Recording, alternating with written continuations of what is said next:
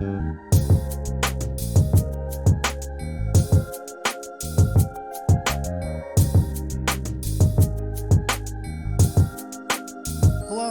and welcome to my living room today.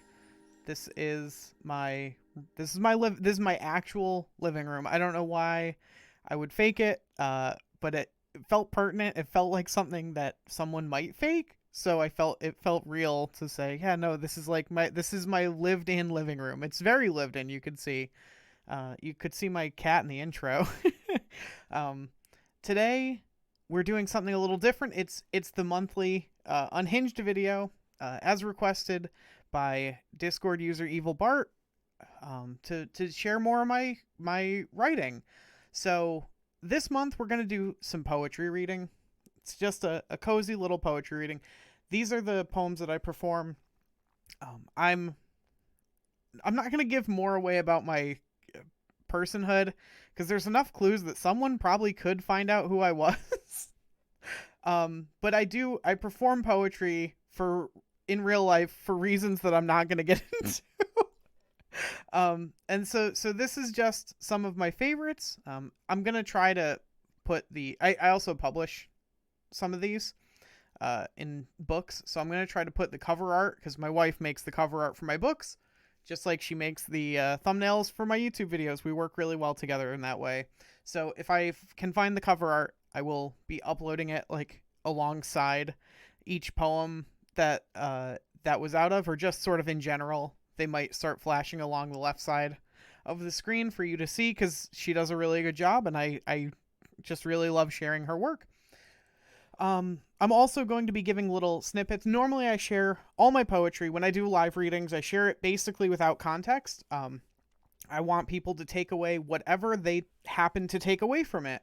But here I'm going to, for the first time, very rarely do I do this, I'm going to give you some inklings into what inspired each of these, or what they're about, at least to me, and that shouldn't limit your understanding of them. A lot of them are trans, like, specifically, and not all of them. I like to say that all my poetry is specifically about the trans experience, because I'm trans, and so there would be no way, if you live with a certain identity, if you are like a woman, everything you write is about being a woman, whether or not it's explicitly about it, because that's the world you inhabit. Like, that's the way people interact with you. There's no way around it. So all my poetry is about being trans, but not all of it is explicitly about being trans.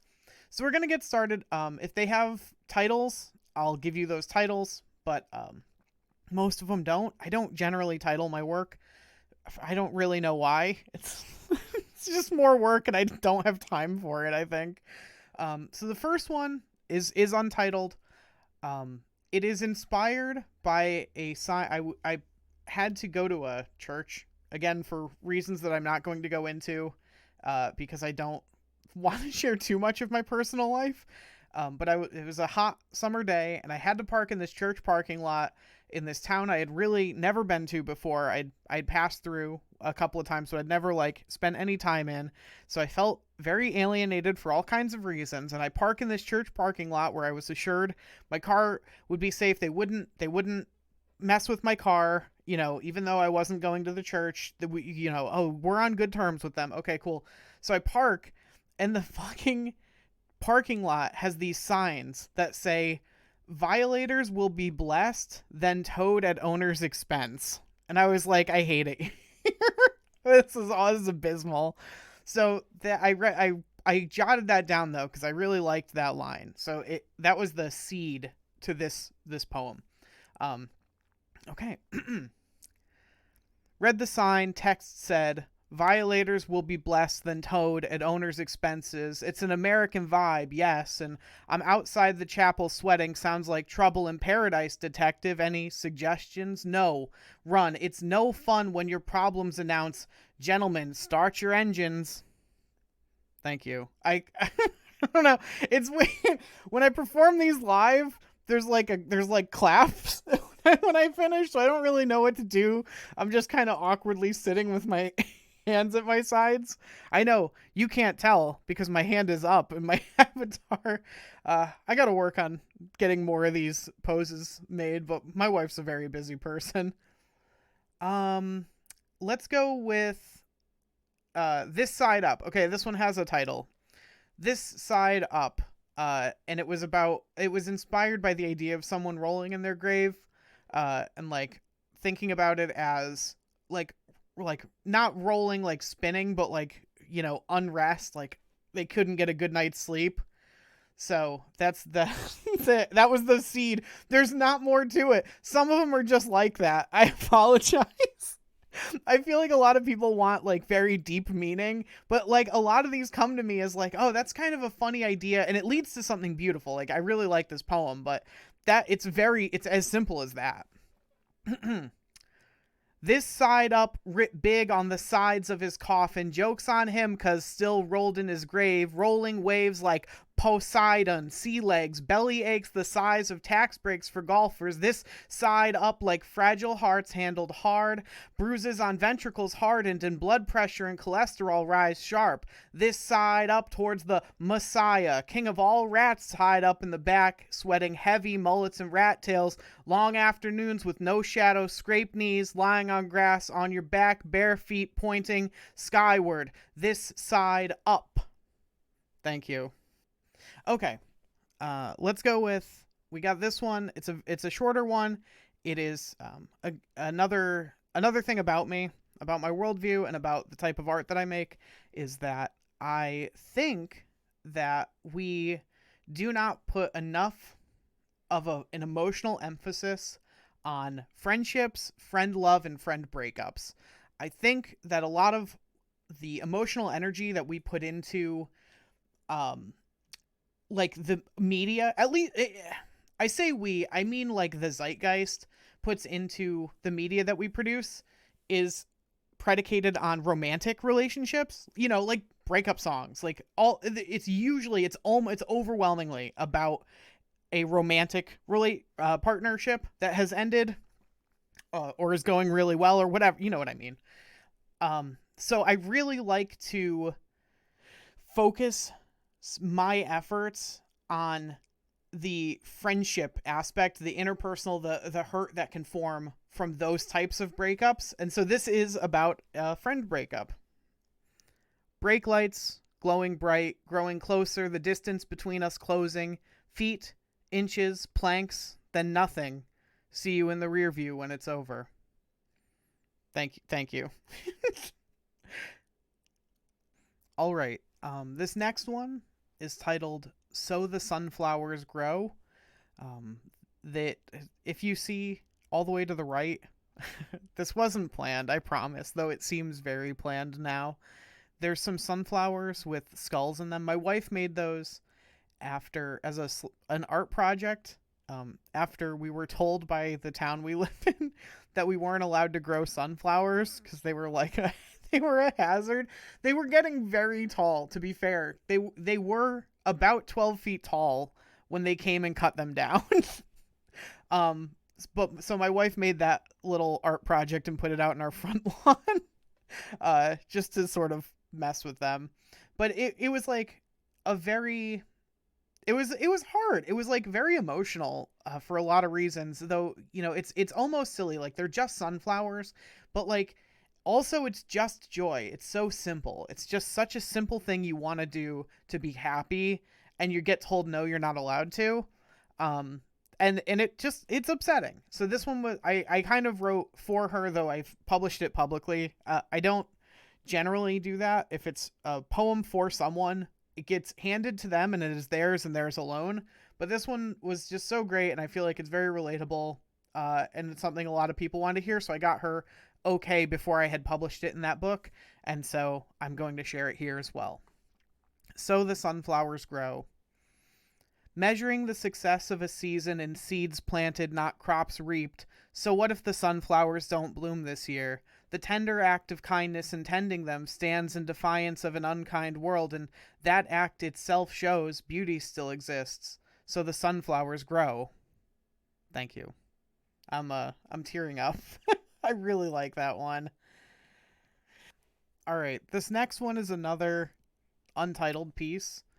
It was for Earth Day of 2022.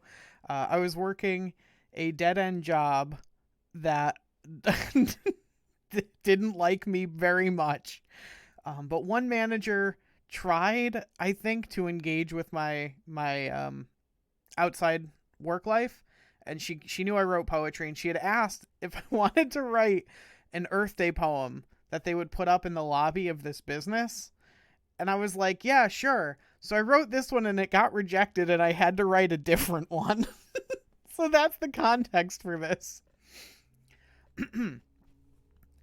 Who all gonna watch the last tree fall? Can't be me. And when the sea rise up to greet us keenly, who's gonna meet it? Knock, knock, like cowards' knees. The endless quest for green money is self-defeating. This corporate greed will see us all buried under plates like Shinra did Sector 7.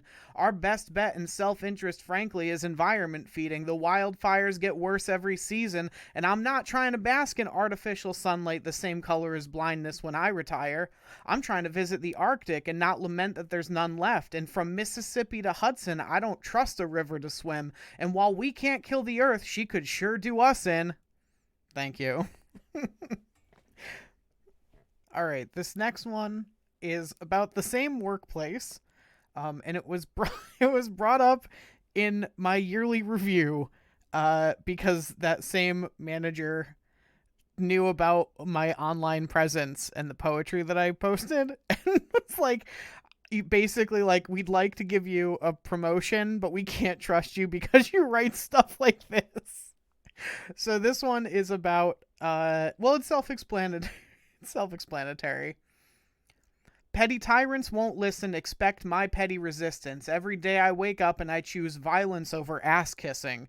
Disrupt decorum in the workplace. In the worst case, it's hella fun, and at best it nets you 18 months of unemployment checks. I am hella done with workdays of endless toil in the sun and being told I'm worthless until my back breaks. Meltdown with the best of them, like Pompeii impersonations, with the perfect cadence to imply you've got a problem. Fucking try me, boss, just say when. The self-destruct sequence is initiated, all the homework's deleted, gone, so just say no to doing more when they most need it. Thank you. I wrote this next one at the start of a bout of seasonal depression. One of the ways in which I deal with my seasonal depression is rereading The Hitchhiker's Guide to the Galaxy. It's my favorite book. It encompasses characters that I find to be hyper real. Like, you've never met any of these people. They aren't real people because it's a work of fiction, but yet they're more real than anyone you walk past on the street somehow, right? They feel as real as your closest friends or your family. And so it's, even though it's like a comedy book that isn't really trying to change the world, it absolutely like changed my world when I read it, and it's one of the ways that I reground myself when I need so. So this is also untitled. Survival mode in some far-off biome reminding me that life is more than just an endless cycle of paying bills and dying, and maybe I should try that sometime when I'm not so preoccupied with paying bills and dying. It's late October, I'm rereading Douglas Adams, and I'm crying. Sunlight shines abundant on an autumn breeze, tingles in my spine, and reconstructed memories of being 5, of being 25, and somehow nothing in between. It's late October, I'm rereading Douglas Adams, and I'm crying. Thank you. Okay, this next one is titled Dead Name Letters. If you don't know, if you don't know because you don't engage with a lot of trans people, a dead name is like usually the name you were born with. It can be any name you just don't go by anymore. And it's a very rude thing to do to try to even find out someone's dead name, and certainly to use it. If you are a young person, you might not know what a dead letter is. It's a letter that can't be delivered. Sometimes it's because the person who's supposed to get delivered to is dead. Sometimes it's just that they've moved and haven't updated their address, and usually that's because they just don't want whatever you're sending them, right? It's mostly bills. So that's a dead name and a dead letter is a dead name letter, right? Still get spam sent to my dead name, and that may never change, but it's an easy way to know that I don't need to send responses. The same thing's happening with people. I've got to tell them it's just D now. We could either hug it out or end things. See, the friendship must be strained as is if last we spoke was pre-transition, but everyone gets a chance. We're all new every morning. Thank you.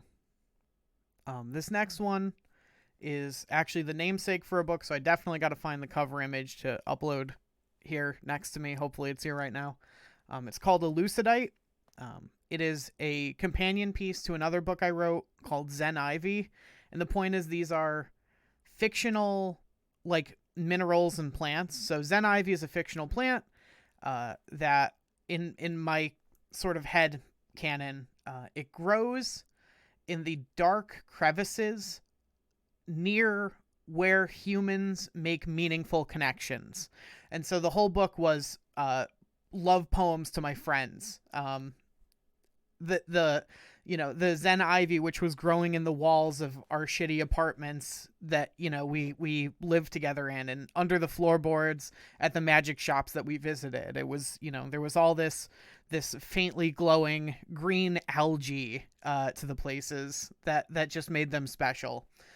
Elucidate is a mineral, a fictional mineral, which is calcified thought. When you cannot get a thought out of your head, it becomes hardened and it becomes elucidate, and it's just stuck there, and it becomes part of your personality, and it's just something you can never, it takes a lot to mine that elucidate out and replace it, or just stay sort of like incredulous enough to not become just someone who has a brain that's just a rock. So this is Elucidate. In my mind I grew Zen Ivy, now I mine for Elucidate. Elusive, right? I'm in the woods pining for more. I'm in the woods pining for more. I'm in the weeds getting high. It's Monday morning. Pray the week flies by. Repeat after me. This is not normal. This is not normal. This is subversive, submerged below reality's surface like a buoy dragged under by something enormous, large, beyond comprehension, enormous. Thank you. This next one doesn't have a title. I just call it The Crowd Pleaser. It's just this poem I've been performing for so long that every time I whip it out, it gets like the biggest cheer. It's a really good poem. It doesn't say as much as some of my other stuff does. You'll hear it. It's very well done, and it has something for everyone. But yeah, I just call it The Crowd Pleaser, so enjoy it. You get to hear The Crowd Pleaser. Flight from the top rope, I'm body slamming old tropes, stammering about bananas and arguing with old folks about states' rights and zygotes, and I wish that people liked what I like, Psych and Anime After Midnight, cause Netero's dope, he's got all the best fights. This little pocket of reality's tittles can't jot a course for my rocket, and my job's a formality cause I work at Spacely Sprocket and I'd rather die than reveal the riddles. Thank you. Alright, and I think this is going to be the last one. It is, again, it's one of my crowd pleasers, but it does have a title. It's called Eat Your Landlord. And I will let you guess what it is about. Here's the story of a person that I knew who had 10 homes, though 9 he didn't use. Now how could one man hoard that most essential room and board? The answer's easy. He chose profits over you. I am sick of my existence subsidizing someone's wallet, and the truth is that these leeches have sucked dry the housing market, and if you are what you eat, and you have rent you can't afford, I implore you, please consider, take a bite of your landlord. A faceless corporation owned the building that I stayed in. They wanted 2 months' notice when I moved. I gave them but 6 weeks, so my deposit they did keep, but that's okay. I took a shit inside the stove. I am sick of my existence subsidizing someone's wallet, and the truth is that these leeches have sucked dry the housing market, and if you are what you eat, and you have rent you can't afford, I implore you, please consider take a bite of your landlord. Thank you. So that's it. There's a lot more. I have a backlog of multiple years and years at this point, but those are some of my favorites. Those are the ones that stuck out as I was going through my backlog. Yeah, thank you so much. Thank you so much for listening if you made it all this way. I normally do Marvel Snap content, though I think, full disclosure, if you're here from the Snap community as well, you deserve to hear this. I think I'm going to divest from that a little bit. I'm still enjoying the game, but there's a lot more that I want to do as a creator. It's still going to be a big part of it, of what I do here, but it's not meaningful to me in the way that I want out of this endeavor. And I want to create meaning, and it really drives me. So, just so you know, if you liked this, maybe subscribe, because there's going to be more content like this, per capita going forward. Once a month isn't enough for me. I crave it. I crave meaning. Thank you so much to everyone who does subscribe and support and just like reach out and ask questions and give ideas for videos and stuff. It's all really wonderful. Thank you for being genuinely like the coolest fucking community digitally that I've been part of, like, since I ran a WoW guild more than a decade ago. Like, this shit's so cool. And just like very wholesome. You know, we added a pronoun bot to Discord recently, and like I was kind of expecting, even though everyone in Discord is super cool, I was kind of expecting someone to balk at it or make like an off-color joke. And I was like, fucking, I know there's trans people in this fucking Discord, like, other than me. I'm so not looking forward to someone being like, why am I not allowed to pick gay and dumb as my pronouns? And I'm just like, no one did it. Like, no one made the fucking stupid joke that's not very funny that a lot of people make. And I'm so, like, the bar is so low, and yet I'm so proud that didn't happen. Like it means I got the right people chilling with me in the club, you know? Thank you so much. I hope you have a great day, and I'll see you all tomorrow.